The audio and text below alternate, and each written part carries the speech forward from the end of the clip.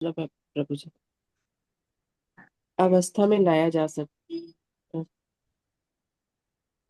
है। श्रीमद् भागवतम 4.26.40 में भगवान 29। चरित्र। हरे कृष्ण। हाँ 29। 29.40 में भगवान चरित्र श्रवण की महिमा के संबंध में सुखदेव गोस्वामी महाराज परीक्षित से कहते हैं, हे राजन, वही स्थान निवास के योग्य है जहाँ महान आचार्य भगवान के दिव्य चरित्र। प्रभु जी थोड़ा सा की वार्ता करते हैं उनसे। आप दिखाई नहीं दे रही है प्रभु जी मुझे। थोड़ा सा स्क्रॉल करेंगे तो की वार्ता करते हैं। वह रहकर उन महापुरुषों के मुख चंद से निषदित कृष्ण लीला रस शुद्ध की धाराओं के कंठपिटों के अहनिश पान करता रहे, जो तृप्त होकर निरंतर इस अमृत का पान करते हैं। उनको भूख प्यास भय शोक और भाव मोह स्पर्श नहीं कर पाते। थैंक यू प्रभु जी। तो ये जो है, ये है चरित्र श्रवण का महात्मा। तो चरित्र श्रवण का महात्मा है, हम लोग देखते हैं भक्ति रसामृत सिंधु में भी चरित्र श्रवण का महात्म्य के संदर्भ में ये श्लोक आता है। तो यहाँ पे रेफरेंस दिया गया है चौथा स्कंद 29वां अध्याय और 40 यहाँ पे लिखा हुआ है। तो हम लोग देखेंगे ये वाला श्लोक श्रीमद् भागवत का।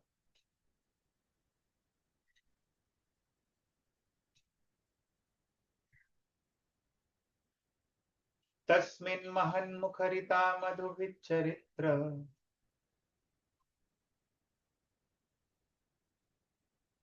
पीयूष शेष सरितः परितः स्रवन्ति ताये पिबन्त्यवितृषो नृपगाढकर्णैः तान्न स्पृशन्त्यशनतृङ् भयशोकमोहः।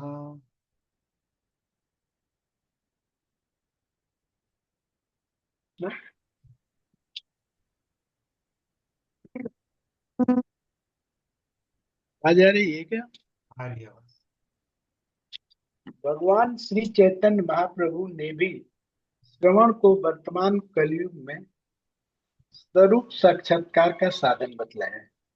इस काल में पूर्व युगों के विधि विधानों और वेद स्वाध्याय का ठीक ठीक अनुष्ठान संभव नहीं रहा है। फिर भी यदि कोई महाभागवतों और आचार्य चरणों द्वारा उच्चारित शब्द ब्रह्म का श्रवण करे तो केवल इतने से भव रूप शांत हो जाएगा। अतः भगवान श्री चैतन्य महाप्रभु की आज्ञा है कि उन्हीं अधिकारी पुरुषों से श्रवण करें जो भगवत भक्त हो। व्यवसायिक कथा वाचकों से सुनने का कोई लाभ नहीं। आत्मज्ञानी पुरुषों से सुनने पर चंद्रमा से निस्यंदित सुधा धारा जैसी अमृत की कल्लोलिनी नदियां हमारे कर्ण रंध्रों में प्रविष्ट होंगी। उपरोक्त श्लोक चंद्रमा के इस अलंकार से युक्त है। जैसा भगवत गीता में कहा गया है, कृष्ण भावना भावित हो जाने पर ही विषयी अपनी विषय वासना को लात मार सकता है। जब तक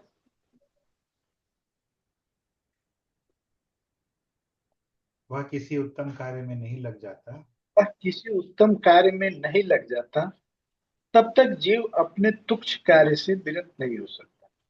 प्राकृतिक जगत में जीव प्रकृति की माइक क्रियाओं में फंसा पड़ा है, परंतु कृष्ण की दिव्य क्रियाओं के आस्वादन का अवसर मिलने पर वह दूसरे सब अल्प सुखों को भूल जाता है। जब कृष्ण कुरुक्षेत्र के युद्ध प्रांगण में बोलते हैं तो विषयी इसे केवल दो मित्रों का साधारण वार्तालाप समझता है, जबकि वास्तव में तो कृष्ण के मुख चंद्र से अमृत की कलोलिनी सी झरती है। अर्जुन ने इस दिव्य नाद का श्रवण किया और परिणाम में भव रूप के संपूर्ण मोह से मुक्त हो हरे कृष्ण। तो देखिए, ये चीज हम लोग कल भी डिस्कस किए थे जो कि यहाँ पे बताया जा रहा है कि कृष्ण भावना भावित हो जाने पर ही विषय अपनी विषय वासना को लात मार सकता है, नहीं तो उसके पहले आर्टिफिशियली वो कंट्रोल कर सकता है, और ठीक है वैसा भी रिकमेंडेड ही है, लेकिन उसके मन से जो विषय वासनाएं जो है वो नहीं जाती। तो जब भगवान के कार्य में लग जाता है तभी वो इसको रिजेक्ट कर सकता है। जब तक वह किसी उत्तम कार्य में नहीं लग जाता तब तक जीव अपने तुच्छ कार्य से विरत नहीं हो सकता है। ये कल हमने डिटेल में चर्चा की थी। भगवत गीता 2.59 में यही वाली चीज जो अभी हम लोग देख रहे हैं, जब तक वह किसी उत्तम कार्य में नहीं लग जाता तब तक जीव अपने तुच्छ कार्य से विरत नहीं हो सकता। तो ये श्लोक है, विषया विनिवर्तन्ते निराहारस्य देहिनः रसवर्जं रसोप्यस्य परम दृष्ट्वा निवर्तते। विषयः विनिवर्तन्ते निराहारस्य देहिनः। निराहारस्य, निराहार, निराहार यानी कि जो आहार नहीं ले रहा है, जो आहार को रोक रहा है। देही यानी बोलते हैं जीवात्मा को। तो ऐसा जीवात्मा जो आहार नहीं ले रहा है, यानी जो अपने इंद्रियों को उसके विषय भोग नहीं दे रहा है, तो वो बेसिकली अपनी इंद्रियों को निराहार रख रहा है। तो ऐसे निराहार जीव का विषयः विनिवर्तन्ते, उसके जो रेस्ट्रिक्शंस होते हैं वो बार बार आते रहते हैं। विनिवर्तन्ते, और वो उसको रोकते रहता है। रस वर्जम, वो रसों का, उससे जो इंजॉयमेंट मिलता है उसका वर्जन करते रहता है, उसको रोकते रहता है, उसको मना करते रहता है, ये नहीं करेंगे वो नहीं करेंगे। लेकिन रसा अपि अस्य, अस्य रसा अपि, उसका रस अभी भी उसमें है, उसकी भोग प्रवृत्ति अभी भी उसमें है, लेकिन वो फोर्सिबली उसको रोक रहा है। लेकिन परम दृष्टवा निवर्तते, लेकिन परम दृष्टवा, जब वो हायर टेस्ट उसको मिल जाता है, परम यानी कि उसको बड़ी चीज मिल जाती है, उसको देख लेता है, उसको एक्सपीरियंस कर लेता है, तो निवर्तन्ते, निवर्तते, तो वो उससे निवर्तित हो जाता है, उस मार्ग से वो हट जाता है। तो ये चीज प्रभुपाद यहाँ पे बतलाते हैं। अभी जो स्क्रोल कर रहे थे ना, तो इसमें पीछे एक आया था बड़ा बढ़िया सेंटेंस में लाल से, एक ही 2-3 सेंटेंस में बड़ा बढ़िया स्क्रोल करिए ना जरा। आया था कि वो वो जबरदस्ती करने से तो उसी नहीं। श्लोक का ही ये मीनिंग है एक्चुअली, लाल से जो था। Though the embodied soul may be restricted from sense enjoyment, the taste हाँ for the बस। sense object remains. But seizing such engagements by experiencing a higher taste, he is fixed in consciousness. हाँ तो यही चीज प्रभुपाद यहाँ पे बतलाते हैं। हायर टेस्ट जब मिल जाता है तो लोअर टेस्ट, ये बहुत बार हम लोगों ने चर्चा की है। तो प्राकृतिक जगत में जीव प्रकृति की मायिक क्रियाओं में फंसा रहता है, लेकिन कृष्ण की दिव्य क्रियाओं के आस्वादन का अवसर मिलने पर दूसरे अल्प सुखों को वो भूल जाता है। और इसका उदाहरण के रूप में कल हम लोग एक श्लोक देखे थे,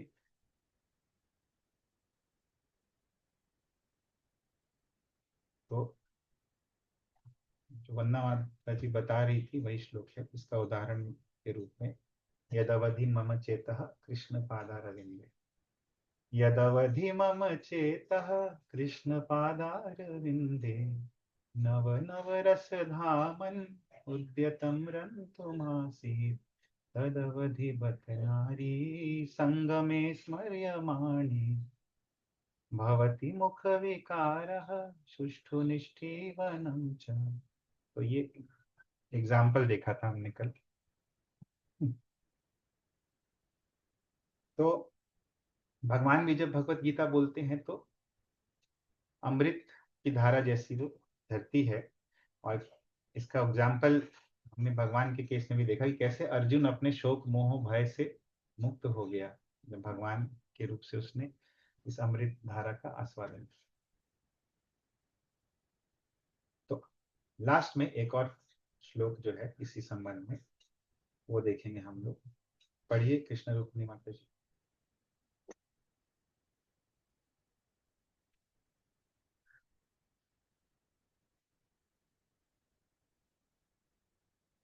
श्रीमद् भागवत 12:3-15 में उल्लेख है, उत्तम श्लोक भगवान श्री कृष्ण की शुद्ध भक्ति के अभिलाषी को नित्य निरंतर उनके दिव्य गुणों और चरित्र का श्रवण करना चाहिए, जिससे हृदय के सारे अमंगल का नाश होता है। तो ये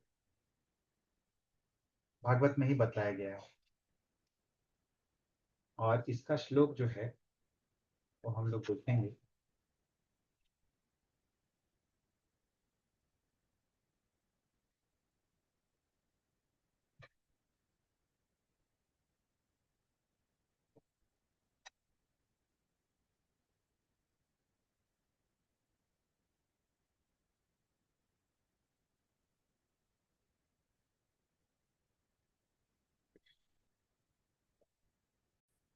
श्रीमद् भागवतम 12वां स्कंद 3रा अध्याय 15वां श्लोक।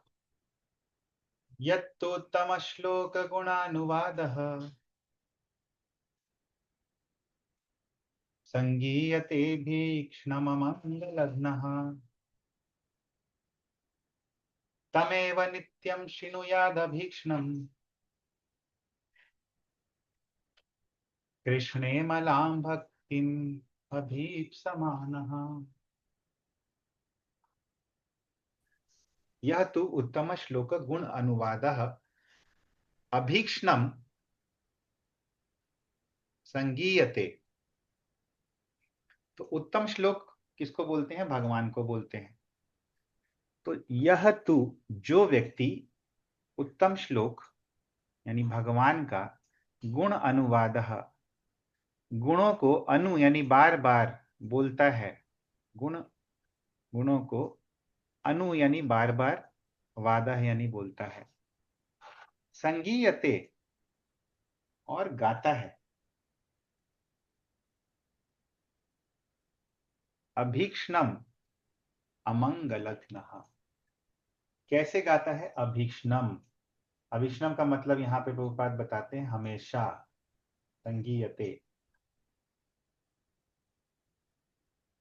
तो ऐसे गुणानुवाद का बार बार गायन करने से या बार बार बोलने से, ये गुणानुवाद किस तरह से स्पेशल है, क्यों इतने विशेष हैं? क्योंकि अमंगलघ्नः, ये जो भगवान के गुणानुवाद हैं या गायन है, ये अमंगल को नाश करते हैं। हम लोग डेली जो भागवतम आप लोग इस प्रकार अटेंड कर रहे हैं, तो इससे क्या होता है कि हमारे जीवन के जो अमंगल है वो चले जाते हैं।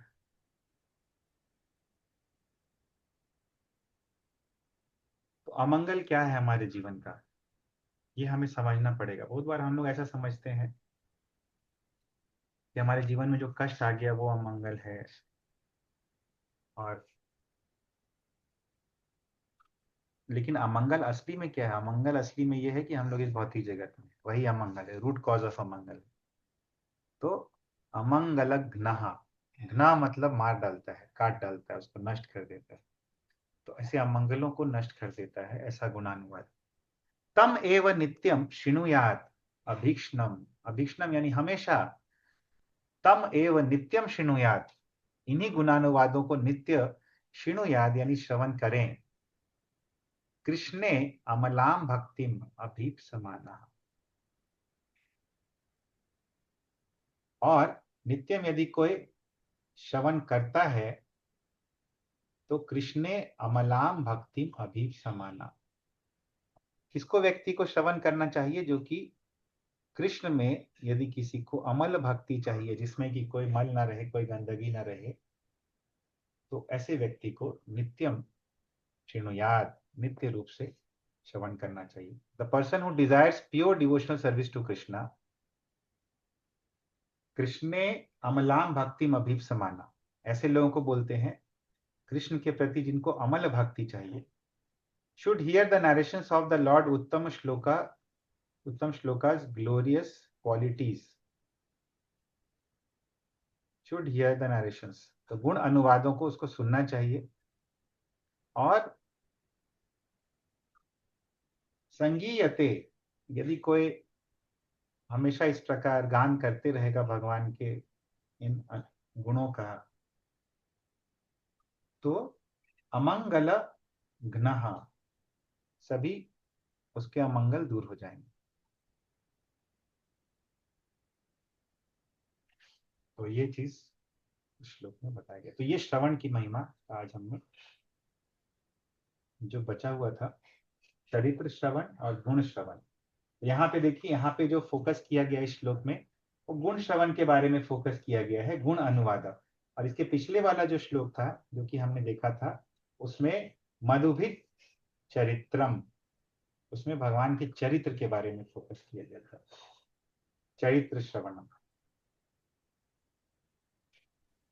हरे कृष्ण प्रभु जी, अमलम इसमें भगवान की चरित्र के बारे में कहा गया है ना, उनके गुण श्रवण के बारे में ना।